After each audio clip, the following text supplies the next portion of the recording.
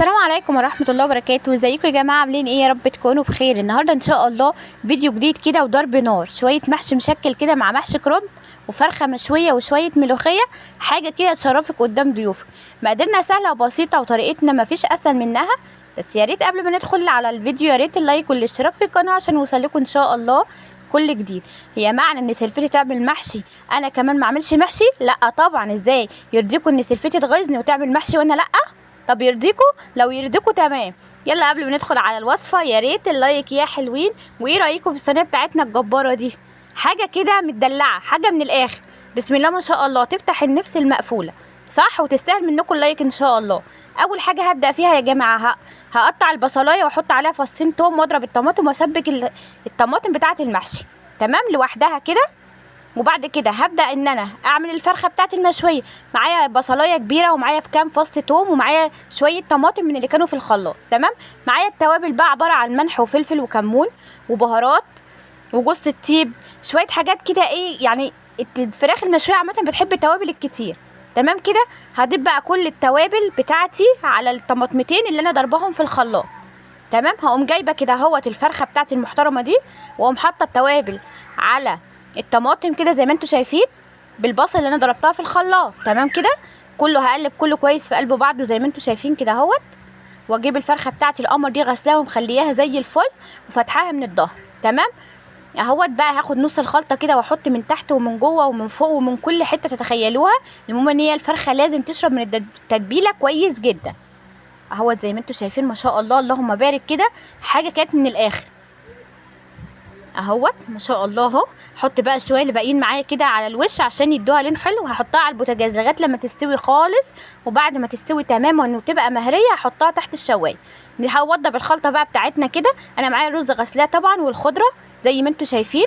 طبعا الطماطم بالبصل بالثوم انا مسبكاها بالتوابل زي ما انتوا شايفين اهي بقت زي الفل. هقوم منزلاها كده على طول على الخلطه بتاعت المحشي بتاعتي اهوت. واقلب بقى كل ده كويس جدا في قلب بعضه.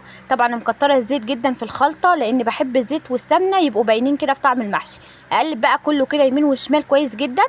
شايفين ما شاء الله اللون. طبعا انا عارفه ان كل حاجه غاليه بس النفس يعني لما بتطلب ما ينفعش حد يقول لها لا. زي ما انتوا شايفين اقلب كويس جدا وبعد كده ادوق الحياء مش عشان لو ناقصه حاجه ولا حاجه قبل ما نبدا على الحشو. بقى معايا الخلطه زي الفل زي ما انتوا شايفين كده ما شاء الله الله اكبر. نبدا بقى نغسل الحاجه بتاعتنا اللي احنا هنحشي. معايا كوسه وفلفل وبتنجان غسلاهم ومخليهم زي الفل زي ما انتوا شايفين كده اهوت. ومعايا قطعه من الممبار اهوت. ونسمي الله بقى كده ونصلي على رسولنا الكريم ونبدا ان احنا نحشي معانا تمام. هركن بقى كل الحاجات دي على جنب اهوت. اول حاجه هحشي كوسايه وبعديها فلفلايه وبعد كده بتنجانيه. وهحشي برده معاكم شويه ورق كرنب كده كانوا عندي في الفريزر متفرزين. عايزه اقول لكم ان الكرنب لما بيتحط في الفريزر بيبقى تحفه احلى من الجاهز كمان اللي انت لسه جايباه دلوقتي حالا فريش وعاملاه، وبيسهل عليكي جدا. يعني انا كده كده المحشي بصراحه ما بحبش اعمله كتير عشان دبكته بقى والحاجات اللي انتوا عارفينها دي، وحاليا دلوقتي عشان الغلاوه اللي هي بقت فيها بصراحه يعني اهوت. زي ما انتوا شايفين معايا كده بتاع نص كرنبايه ولا حاجه. الله اكبر ورق تحفه. بصوا الجمال. خد بقى شويه كده ونبدا نلف كده. هلف بس معاكم بتاع صباعين 3 كده وبعد كده مع نفسي. عايزه اقول لكم ان انا عملت حشيت المحشي كله وانا واقفه بنفس الوقفه دي، ما قعدتش ولا ريحت نفسي مع ان المحشي ده عايز قعده كده. بس انا ما قعدتش بصراحه الحمد لله اللهم لك الحمد والشكر. طالما الصحه موجوده ما نستخسرهاش. هجيب بقى كده الحله واوريكم العظم كده. انا حشيت المحشي المشكل بقى زي الفل معايا اهوت. معايا بقى شويه خلطه صغيرين محتاره ان انا اكمل بيها زي ما انتوا شايفين الممبار ولا اعمل ورق الكرنب. بس ادم ابني بيحب الكرنب جدا فانا قلت بصراحه انا هعمله له عشان ما يزعلش. هجيب بقى كده الورقه الخضراء دي. انا ما بحبش ارميها في الكرنب طالما هحطه في الفريزر عشان احطه زي ما انتوا شايفين كده في القعر عشان ما بحبش بصراحه المحشي يكون ملسوع من تحت تمام. نبدا بقى نخلص كده. ومعايا بقى شويه شوربه لحمه كده كانت متدلعه بسم الله ما شاء الله الله اكبر. انا كده كده ما معيش شوربه، فراخ مشويه، فخليت بقى الشوربه كده لما بلاقيها حلوه بصراحه بقوم حطاها في كيس واحطها في الفريزر واجي اطلعها على المحشي على طول تمام كده اهوت. بقى نسمي الله كده ونبدا ان احنا نزود المحشي بتاعنا زي ما انتوا شايفين كده اهوت ما شاء الله اللهم بارك كده. حاجه من الاخر. عايزه اقول لكم المحشي لما بيجي على شقه كده بيبقى ليه طعم تاني، طعم مختلف جدا اهوت اخلص كل التزويد معايا الحلتين واروح ارفعهم على النار على طول. تمام كده اهوت، بسم الله ما شاء الله زي الفل اهو. بصوا الجمال. هحط بقى شويه زيت كده في النص، بيخلي كده المحشي بتاعك ليه شنه ورنه. ماشي اهوت. اول ما يبدا ان هو يتشرب معايا اهدي النار عليه واسيبه خالص. تعال نطلع الفرخه بتاعتنا بقى بعد ما خدت اللون التحفه ده زي ما انتم شايفين.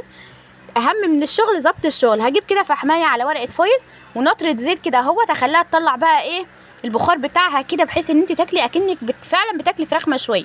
اللهم صل على النبي. ايه رايكم في الجمال؟ تعالوا بقى كده، الفيديو خلاص يا جماعه قرب يخلص. حطوا اللايك بقى كده. بقى هغرب بقى معاكم كده. ادي اول حله، وهجيب ما شاء الله تاني حله واقوم حطاها كده اهوت برده اهوت. ونفرد بقى كده ونحط الفرخه كده المشويه بتاعتنا الجميله دي على الوش مع طبقين الملوخيه كده. وايه رايكم في الفيديو بتاعنا وجماله وحلاوته ده؟ بجد يستاهل اللايك يا جماعه والاشتراك في القناه. يعني حطوا اللايك، بتستخسروا اللايك فيا ليه؟ طيب عايزه اعرف يعني. ايه رايكم؟ حاجه كده بسم الله ما شاء الله تبهرك كده لو عاملاها قدام ضيوف ولا حاجه. وسبحان الله يا رب، يعني كل لقمه بتنادي اكلها دي